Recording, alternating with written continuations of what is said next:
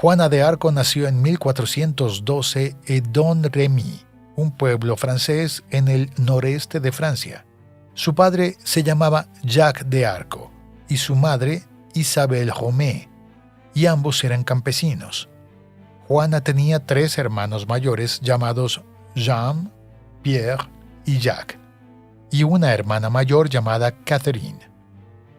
La niña creció en medio de un clima político turbulento, porque en ese momento su país vivía la Guerra de los 100 años, que fue un conflicto duradero entre Francia e Inglaterra, que comenzó en 1337 cuando, tras la muerte del rey Carlos IV de Francia, que no dejó herederos, el trono fue reclamado por Eduardo III, que era rey de Inglaterra. No todos los franceses estaban satisfechos con el nuevo rey que tomó el poder, por lo que este problema dinástico, junto con las cuestiones económicas y las diferencias ideológicas, dio lugar a varias batallas entre estas dos grandes potencias. De hecho, a pesar del nombre con el que se conoció el conflicto, la guerra duró más de 100 años. Pero volvamos al pueblo de Domremy. La familia de Juana de Arco llevó una vida muy humilde, y así, desde el principio, la chica empezó a trabajar. Cuidaba del rebaño y su madre le enseñó a coser para poder ayudar a la familia con el sustento y las tareas domésticas. Debido a esta situación de pobreza y dificultad en la que creció, la joven campesina no tuvo tiempo de estudiar y por lo tanto nunca aprendió a leer ni a escribir. Esta rutina que llevaba la familia de Juana, marcada por un intenso trabajo en el campo, se interrumpía ocasionalmente para poder asistir a la iglesia, ya que toda la familia era muy religiosa, adepta al cristianismo y portadora de una intensa fe. Sin embargo, esta dolorosa y pacífica vida de Juana de Arco se transformó de un evento inesperado. A la edad de 13 años, la joven comenzó a tener visiones y a oír voces que afirmaban tener origen divino y que le decían que tenía la gran misión de luchar por su país y ayudar a expulsar a los ingleses del territorio francés. Como la propia joven informó una vez, en la primera ocasión que oyó una voz, estaba en el jardín de su padre, y el sonido provenía de la dirección de la iglesia. Juana de Arco también dijo que la primera voz que escuchó fue la de San Miguel, y que con sus propios ojos, y de una manera muy clara y real, vio a este santo acompañado de ángeles. También informó que escuchó voces de Santa Margarita de Antioquía y Santa Catalina de Alejandría. Según Juana de Arco, la voz era la de un ángel y la de Dios. Ella, en una ocasión, declaró: «Creo que esta voz viene de Dios y por su mandato. Creo tan firmemente como creo en la fe cristiana». También dijo que la voz era muy hermosa, modesta y dulce. Después del primer contacto en la iglesia, las voces continuaron comunicándose con la chica e insistieron en decir que la chica necesitaba cumplir su misión. Fue entonces cuando, en una ocasión, Durand Larsat, que era el marido de una prima de Juana, la llevó a la ciudad de Vaucouleurs para que la campesina conociera al capitán Baudricourt. Pero el encuentro entre los dos no fue en absoluto próspero, ya que el capitán no creyó en la historia de la chica y empezó a sospechar de sus palabras. Juana, sin embargo, fue persistente, y después de un año, Baudricourt accedió a enviar a la joven bajo escolta a Chinon para que se reuniera allí con el Delfín. Desde ese momento, de pies a cabeza, la joven campesina comenzó a vestirse con trajes de hombre. Cuando Juana de Arco llegó a Chinon, fue directamente al castillo donde estaba Carlos VII. El Delfín estaba intrigado por la situación, y también el capitán Baudricourt, que también sospechaba de la chica. Fue entonces cuando tuvo la idea de disfrazarse en medio de varios nobles y mezclarse con ellos en una de las cámaras del castillo. Esta era una forma de probar a la campesina, ya que nunca antes había visto al Delfín, por lo que sería ciertamente imposible reconocerlo entre la multitud, a menos, por supuesto, que realmente hubiera contacto entre ella y los cielos. Y para sorpresa de todos los presentes, tan pronto como entró en ese lugar, Juana de Arco lo reconoció rápidamente. Poco después de ser introducida con el delfín, la joven comenzó a llamarse a sí misma Juana la doncella. Aún así, a pesar de esta impresionante hazaña, fue necesario obtener más pruebas sobre la veracidad de lo que la joven dijo. Y por esta razón la campesina fue sometida a algunas pruebas. La primera de las cuales fue una prueba física, cuyo propósito era verificar su virginidad para saber si era pura. Esta verificación fue hecha por las damas de la corte y luego por Yolanda de Aragón, reina de Sicilia.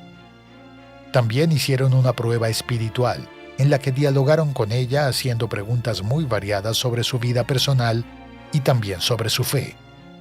Juana se mostró lúcida, coherente y segura en sus respuestas. Luego fue enviada a la ciudad de Poitiers para ser interrogada por un grupo de teólogos experimentados y de gran conocimiento. Después de una larga conversación y de hacer muchas preguntas a Juana de Arco, dieron el siguiente relato de este hecho. Pero en ella no se encontró ningún mal, solo bondad, humildad, virginidad, piedad, integridad y sencillez. Juana parecía lista y decidida a tomar el frente del ejército francés, y ahora los miembros de la realeza y la iglesia estaban dispuestos a apoyarla. Y después de las pruebas, tras recibir la confianza de la gente de la realeza y la iglesia, les pidió que escribieran una carta y la enviaran al rey de Inglaterra. El escrito, dictado por la doncella, decía que había sido enviada por Dios, que era la nueva líder militar y que de una manera u otra haría que los ingleses abandonaran Francia. Si no se marchaban por la petición pacífica que ella enviaba, los mataría si los encontraba. También dijo que si no la escuchaban a través de las palabras que escribió, su grito de guerra sería el más grande de Francia en 1000 años. Dejó claro que las fuerzas celestiales no querían a los ingleses allí. Los miembros de la corte francesa y los teólogos se convencieron finalmente de la pureza y veracidad de lo que la humilde campesina informó. Se dieron cuenta de que si negaban la petición de la chica de comandar soldados y liderar batallas por su país, podían estar negando una orden que venía directamente del cielo. Dadas las circunstancias, el rey le entregó una espada, demostrando su confianza. A partir de entonces comenzaron los preparativos. En un primer momento se proporcionaron las prendas de Juana de Arco, que consistían en una fina armadura hecha especialmente para la joven, así como el uso de un estandarte hecho por un pintor francés que vivía en Tours, y que lo confeccionó con el símbolo nacional de Francia, que eran flores de lis doradas, que iban acompañadas de las palabras Jesús y María, y una imagen de Cristo, con un ángel a cada lado. A Juana también se le presentó un caballo blanco, y necesitó un breve periodo de tiempo para adaptarse al uso de la pesada armadura, la montura y también al manejo de la lanza. Pronto se familiarizó con estos utensilios y su habilidad con ellos fue notable, un hecho que llamó la atención de varias personas. Finalmente, con su pelo corto, bien vestida, montada en su caballo y armada con su estandarte en posición de líder, delante de sus soldados partió hacia Orleans, que había sido tomada por los ingleses durante varios meses. Al principio, cuando se paró en el lugar, Juana fue intensamente burlada y calumniada por sus rivales, que habían oído hablar de ella, pero no tomaron en serio el hecho de que había una mujer al mando de una tropa, y menos aún creyeron que lo hacía por orden del cielo.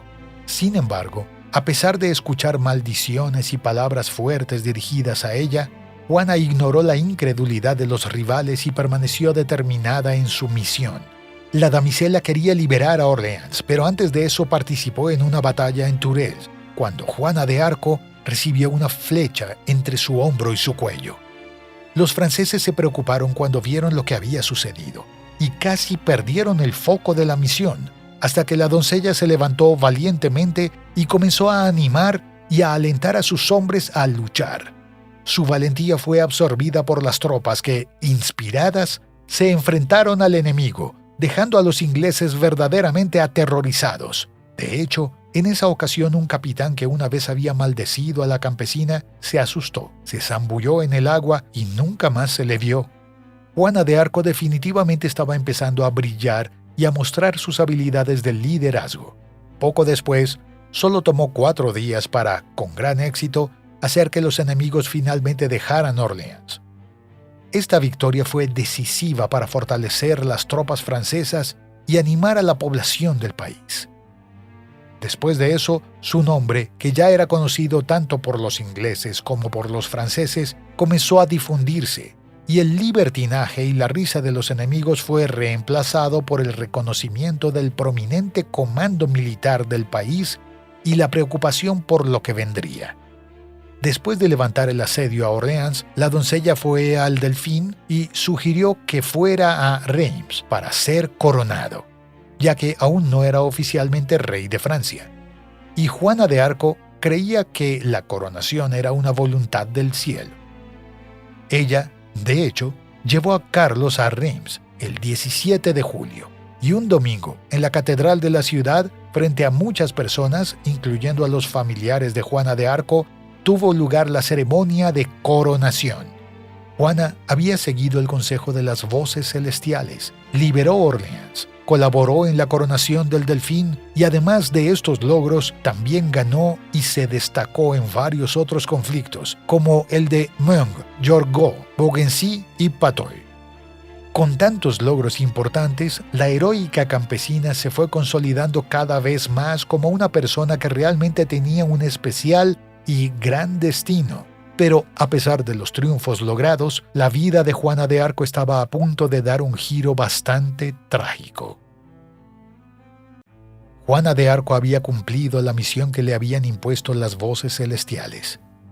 Al frente del ejército francés liberó a Orleans y guió al Delfín para ser coronado en Reims.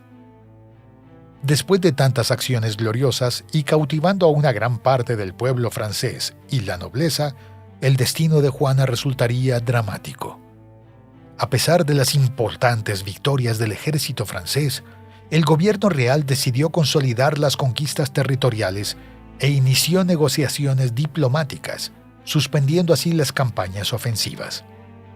La mayoría de los soldados del ejército francés fueron despedidos y regresaron a casa, lo que debilitó la posición de Juana en su lucha contra los enemigos de Francia. Incluso sin el apoyo real, Juana seguía luchando. Dirigió su ejército a la ciudad de Compiègne, que estaba bajo el control del ejército de Borgoñés, que eran aliados de los ingleses. El resultado de la batalla fue desastroso para los franceses, que fueron superados en número. Durante la lucha, Juana fue rodeada y capturada. Los ingleses, teniendo a Juana en sus manos, finalmente tuvieron una clara oportunidad de deshacerse de ella y privarla de su imagen. La muchacha campesina era, después de todo, un arma poderosa e importante de los oponentes franceses, y sus hazañas bélicas ya habían hecho mucho daño a los ingleses. Pero ¿cómo acabar con Juana de Arco? La solución fue acusarla de herejía.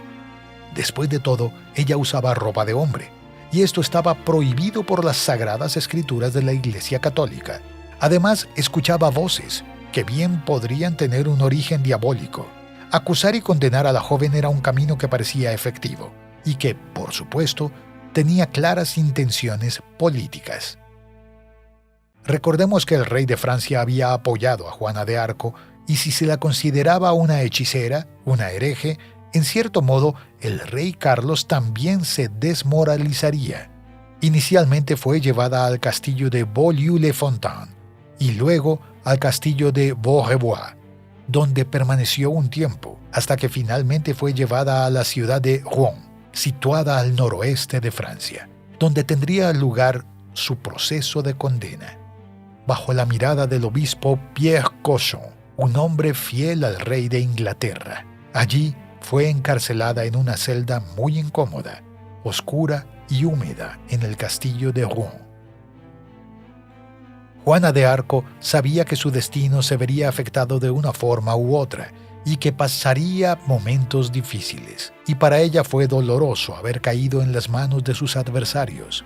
Esta captura fue dolorosa para ella, y un hecho interesante es que Juana de Arco trató de escapar de la prisión 2 veces, pero no tuvo éxito. Fue el 9 de enero cuando comenzó su proceso. El día antes de que comenzara el juicio, dijo que le gustaría asistir a la misa, pero el obispo pronto rechazó su petición.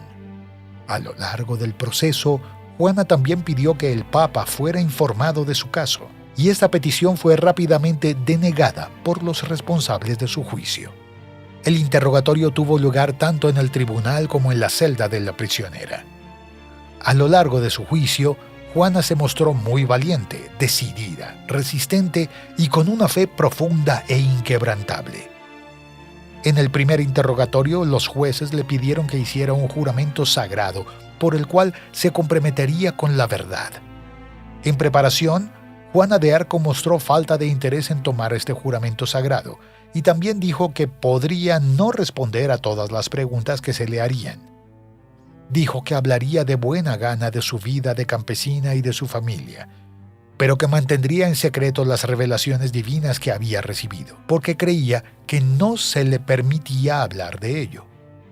Finalmente, tras la insistencia de los responsables del interrogatorio, prestó el juramento que se le exigía, pero volvió a dejar clara su posición.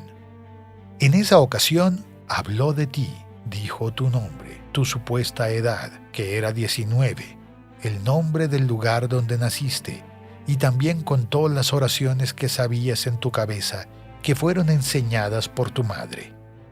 En esa ocasión, durante la conversación con los presentes, contó el origen de las voces que comenzaron a manifestarse a su tierna edad de los 13 años, procedentes de la dirección de la iglesia, como ya se ha dicho. Mencionó que las voces la instruyeron a ser valiente y firme, porque Dios la protegería.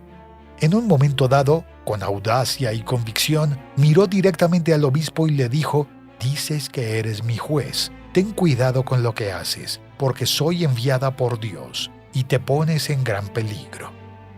En general, a lo largo de todo el período de condena, siempre ha demostrado ser muy valiente y segura. Juana discutió, respondió a nuevas preguntas y a menudo se negó a comentar ciertos temas. Los clérigos a su vez se comprometieron a interrogar a la chica incesantemente, buscando contradicciones y defectos en sus respuestas. Sus acusadores dijeron que ella inventó las voces y visiones, que eran apariciones demoníacas o simplemente invenciones. En cuanto a cualquiera de estas alternativas, lo que sea que concluyan sería comprometedor para Juana de Arco. Pero ella misma, siempre convencida, declaró una vez sobre estas experiencias: «Ya sean espíritus buenos o malos, se me aparecieron, pero a pesar de la convicción de la campesina, hay que señalar que las voces le habían prometido la libertad, y al final esto no ocurrió». Esta seguridad, esta valentía ante las preguntas que se le hacían, no era suficiente para escapar de la sentencia de muerte y de la terrible ejecución a la que sería sometida. Finalmente, la campesina heroica fue encontrada culpable de varios crímenes, como idolatría, brujería, blasfemia y otros. Juana de Arco fue condenada a ser quemada viva en la plaza de Mercado Viejo de Rouen. El día de su ejecución, fue llevada a la escena a las 8 de la mañana y estaba vestida con una túnica. Cuando llegó, la pusieron frente al fuego y se quedó allí hasta que Pierre Cochon hizo un último discurso sobre la joven, diciendo sobre las razones por las que fue acusada y por las que fue condenada. Luego, Cochon pronunció la sentencia final de Juana de Arco. Luego fue llevada a un poste en el que fue atada y le prendieron fuego a la madera.